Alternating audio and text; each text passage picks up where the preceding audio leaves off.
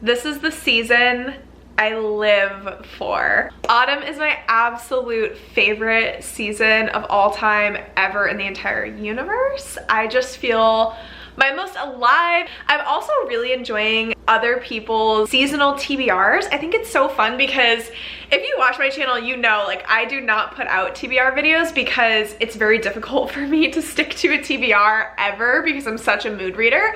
However, I have an assortment of books that I have been saving for autumn, so I'm very, very excited. These are books that I'm going to be reading in this month, September, all the way through to November. I'm so excited. If you are too, please be sure to give this video a big thumbs up, subscribe to my channel, and let's talk about some books.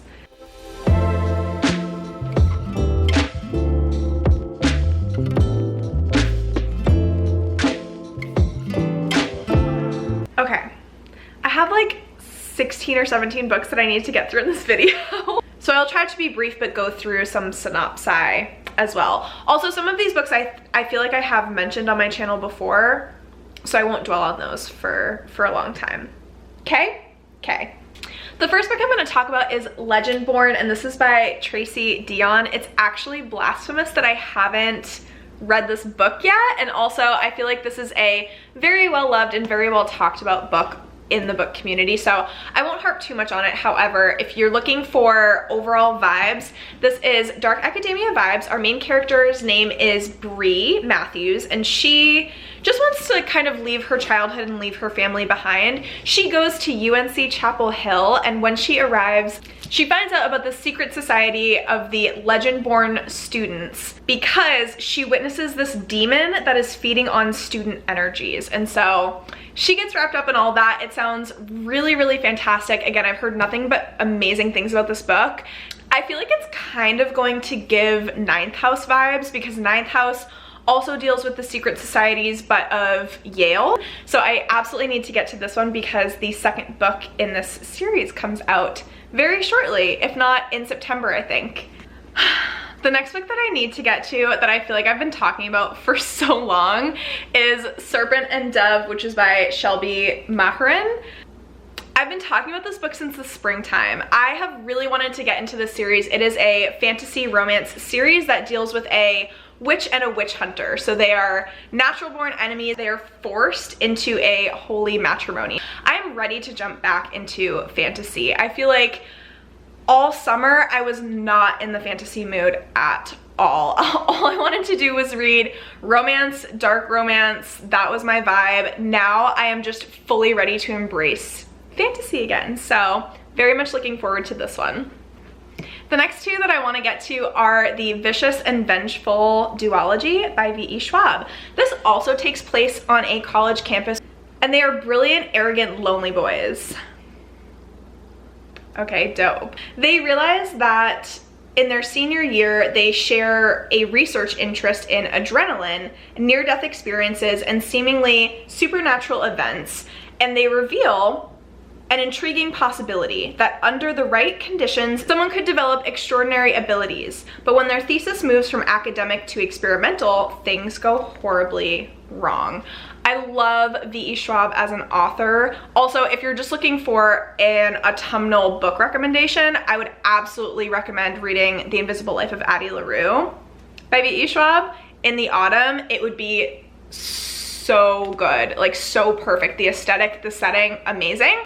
While we're on the topic of V.E. Schwab, I have to mention The Near Witch. I feel like this is such an underrated book from V.E. Schwab. I think this was one of her first books that she published, and I've talked about this book a lot, so I will just mention extremely briefly. This book is like a Disney Halloween movie. The setting, the mood of this book is just so Disney Channel movie Hocus Pocus. However, it does actually get really creepy because the Near Witch, she's a spooky bee, and I love this book so, so much. I will probably continue rereading this book every October until the end of my days. Also, I've kind of just realized I'm working off of a list, but I've just added like 2 other books that aren't on this list, so we're gonna be doing more than 16 books or whatever is on my list. So you're gonna be getting all of the recommendations in this video. The next book I'm so looking forward to reading this autumn is Sorcery of Thorns by Margaret Rogerson. Last month I read An Enchantment of Ravens, which I will also give a massive shout out if you are creating your autumnal TBR and you haven't read An Enchantment of Ravens yet. You need to. Absolutely loved An Enchantment of Ravens, and also that book was only like 300 pages and it has a stunning romance in it. Absolutely recommend An Enchantment of Ravens. But getting back to the book I'm supposed to be talking about, Sorcery of Thorns, we follow our main character Elizabeth, and she is kind of a library assistant to my understanding, or just a librarian of one of the great libraries in Ostermere.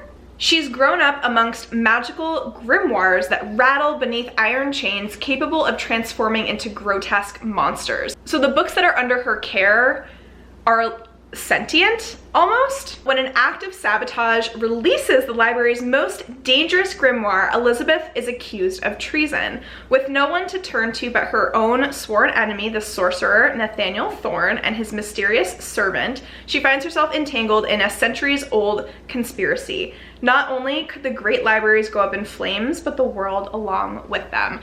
In the fall, anything that has to do with magic, libraries, books, and then grimoires, so there has to be some type of witchiness involved in here, I'm all about that. Also, I just love Margaret Rogerson's covers. I'm sorry that there is a glare, but her covers are so pretty. I'm also just gonna show you An Enchantment of Ravens as well because it's also so stinking pretty and I love this book so much. Okay, thanks, bye. The next book is also a very witchy book. It is The Bone Witch by Wrenchipeko. This is on my 22 books for 2022. Again, I have been meaning to read this book for so stinking long and I just haven't gotten around to it. However, I feel like it's gonna be a great book to pick up in autumn. So I'm very motivated at this point in time to read this book. So this book, our main character's name is T, and she's a witch, but she's very different than any of the other witches in her family because her gift for necromancy makes her a bone witch. First of all, necromancy, how creepy deeps is that? The next book that I cannot wait to get to is This Vicious Grace by Emily Theed. This is the Fairy Loot edition. The actual book is pretty stunning. I do love the foiling. I think it's really pretty. But can I just say that yellow is my favorite color. I just don't love this. I really like the original cover. I thought that the original cover is really pretty. I'll pop up a picture somewhere. I was very confused when I got this in the mail and I was like, dang. I will show you the fan art though because it's very, very pretty. Anyways, this is a new release. It just came out this year. And our main character is Alessa. She has a gift from the gods that is supposed to magnify a partner's magic, not kill every suitor that she touches. Now, with only weeks left until the swarm of demons devours everything on her island home, Alessa is running out of time to find a partner and stop the invasion. When a powerful priest convinces the faithful that killing Alessa is the island's only hope, even her own soldiers try to assassinate her. She is absolutely desperate to survive at that point, so she hires Dante, a cynical outcast marked as a killer, to become her personal bodyguard. But as rebellion explodes outside the gates, Dante's dark secrets may be the biggest betrayal. So those are all of my physical TBR. So the next one that I'll talk about is Cackle by Rachel Harrison. This is a darkly funny and frightening novel about a young woman learning how to take what she wants from a witch who may be too good to be true. All her life, our main character Annie has played it very safe, and after being unceremoniously dumped by her long-term boyfriend, she's looking for a fresh start. She decides to move out of Manhattan and take a teaching job that is in a very small village that's a little bit farther away. The town is really perfect and picturesque. I think I've heard this book gives Gilmore Girl vibes, like Stars Hollow vibes. That's the kind of town that she moves to. And Annie meets Sophie, who is beautiful, charming, and magnetic. She takes a a special interest in Annie, who wants to be her friend. More importantly, she wants Annie to stop apologizing and start living for herself. That's how Sophie lives. Annie can't help but to gravitate towards the self-possessed Sophie, wanting to spend more and more time with her, despite the fact that the rest of the townsfolk seem a little afraid of her. And okay, there are some things. Sophie's appearance is uncanny and ageless. Her mansion is in the middle of the woods and it feels a little unearthly, and she does seem to wield a certain power, but she couldn't be, could she? Witchy Gilmore Girls vibes, I mean, just say less. This book was also recommended by Darling Desi, so obviously I'm going to read it. The next book was also recommended by Darling Desi, and that is A Far Wilder Magic by Allison Saft. This book we follow Margaret, and she spots the legendary Hala, which is a mystical creature. Well, Margaret is an excellent sharpshooter. However, she needs a partner to enter into the Half Moon Hunt. So she has to find an alchemist. Austin Winters isn't an alchemist yet. He was fired from every apprenticeship he's landed. His last chance hinges on Master Wetley taking him in. But when Wes arrives at Welty Manor, he finds only Margaret and her bloodhound Trouble. Any book with a dog in it? Hello, I'm already there. Margaret begrudgingly allows him to stay, but on one condition: he must join the hunt with her. And although they make an unlikely team, Wes is in awe of the girl who has endured alone on the outskirts of town that doesn't want her, in this creaking house of ghosts and sorrow. And even though Wes disrupts every aspect of her life, Margaret is drawn to him too. Unlikely pairing, a strong female lead character, like, in love. Already in love, I'm so excited for it.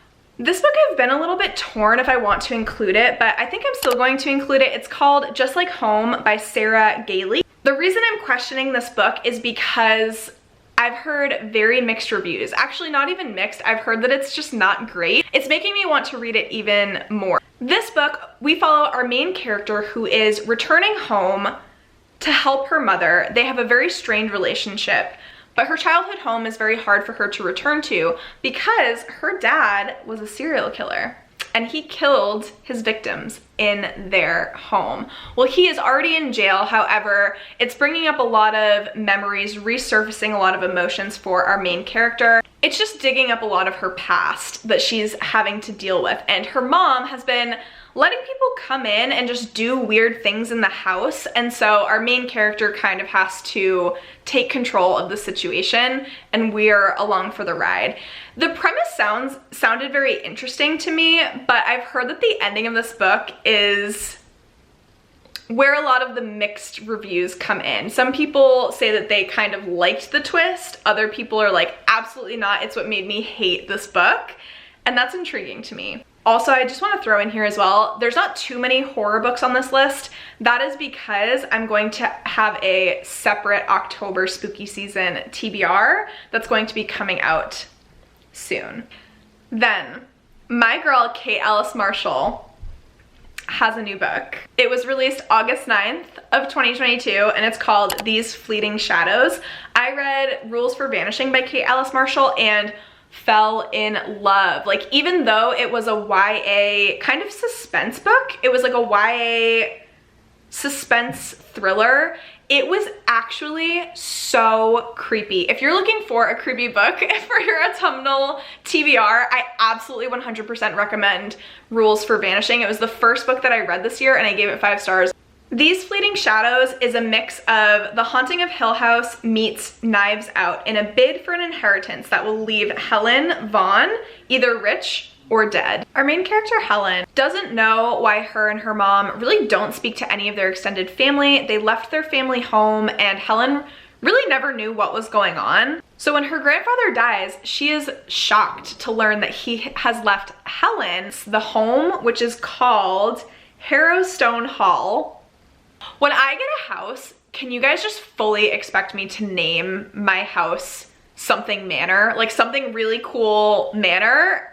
Why don't we name our homes anymore? I don't understand. Anyways. She gets left Harrowstone Hall and everything in the house, the grounds, the money, everything is left to her. But the inheritance comes with one condition, obviously. She has to stay in the home for 1 full year. But there's more at stake than money. For as long as she can remember, Harrow has haunted Helen's dreams, and now those dreams have become a waking nightmare. Helen knows that if she is going to survive the year, she needs to uncover the secrets of Harrow. Why is the house built like a labyrinth? What is digging the holes that appear in the woods each night? And why does the house itself seem to be making her sick? The next book that I have to mention, even though it's really not autumnal vibes, I don't think in any way, shape, or form, is The Ballad of Never After by Stephanie Garber. You guys know, if you've watched my channel, Stephanie Garber has my whole entire heart. I love her writing. So I read Once Upon a Broken Heart, and I've pre-ordered The Ballad of Never After. It's coming in this Friday. I'm so excited. So literally the day after this video goes up, and I'm going to drop everything and read it immediately. Then we have To Break a Covenant by Allison Ames. This is her debut novel, and it is a chilling feminist thriller perfect for fans of Wilder Girls and Sawkill Girls. I will be honest, I read Wilder Girls and I didn't love it. Sawkill Girls is also on my want to read list. And I'm assuming if it's comparing to Sawkill Girls and Wilder Girls that there is some body horror in it. Again, that is an assumption just based off of what it's saying this book is like. So if you don't like body horror, maybe this one isn't for you. This book is about a town called Moonbasin, which has been haunted ever since anyone can remember. It is a mining town, and in this town there was a mine explosion that killed 16 people. The disaster made it impossible to live in the town with the underground fires spewing ash into the sky, but life in New Basin is just as fraught. The ex-mining town relies on its haunted reputation to bring tourists in, but there's more truth to the rumors than most are willing to admit, and the mine still has a hold on everyone who lives there. It seems like our two main characters, Clem and Nina, form a perfect loop. They're best friends forever and perhaps something more. Their circle opens up for a strange girl named Lizzie with a knack for training crows, and Piper, whose father is fascinated with the mine in a way that's anything but ordinary. The people of New Basin start experiencing strange phenomena: sleepwalking, night terrors, voices that only they can hear, and no matter how many vans of ghost hunters roll through, nobody can get to the bottom of what's really going on, which is why the girls decide to enter the mine themselves.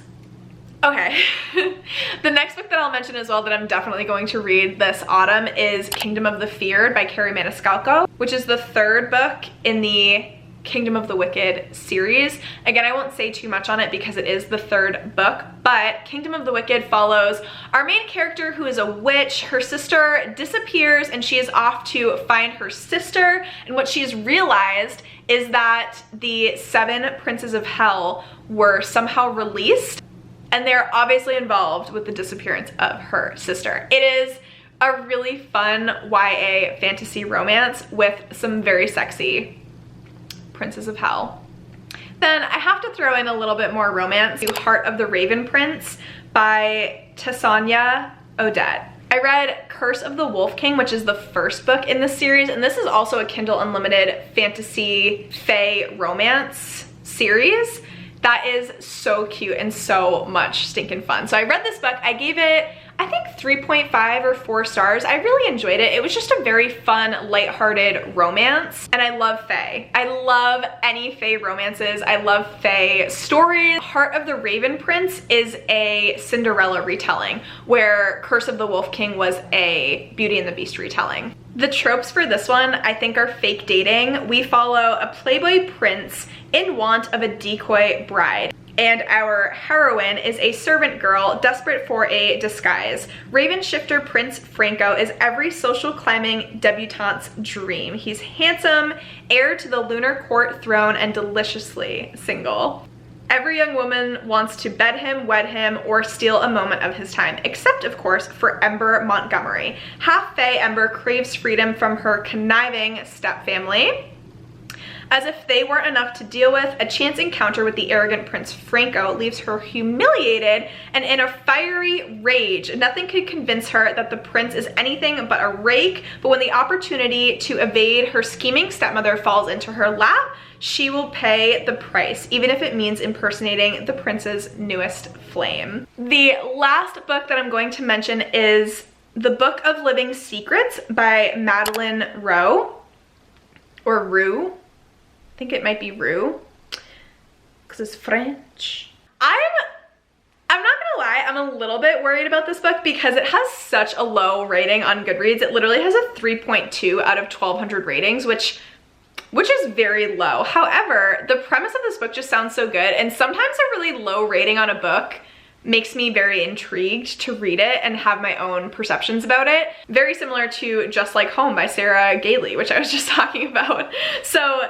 the premise of this book is there's two girls, they're best friends. Their names are Adele and Connie. And the one thing they've always had in common is their love of a little known gothic romance novel called Moira. So when the girls are tempted by a mysterious stranger to enter the world of the book, they hardly suspect it will work. So they have the opportunity to basically go inside their favorite book. Suddenly, they are in the world of Moira, living amongst characters they've obsessed about for years, except all is not how they remembered it. The world has been turned upside down. Lavish balls and star-crossed love affairs are now interlaced with unspeakable horrors. The girls realize that something dark is lurking behind their foray into fiction, and they will have to rewrite their own arcs if they hope to escape this nightmare with their lives. I think that sounds really good, so I'm very curious as to why people are rating it so low, but it also sounds very creepy and perfect for a little spooky time. I am so stinking excited, if I haven't said that a million bajillion times already, for these books. Again, I live for autumn, I live for spooky season, so it's going to be so much fun. Thank you so much for watching. Please give this video a big thumbs up if you liked it, subscribe to see more, and let me know in the comments down below what is your most anticipated book on your autumn TBR so that I can add it to mine. Love you guys so much. Bye.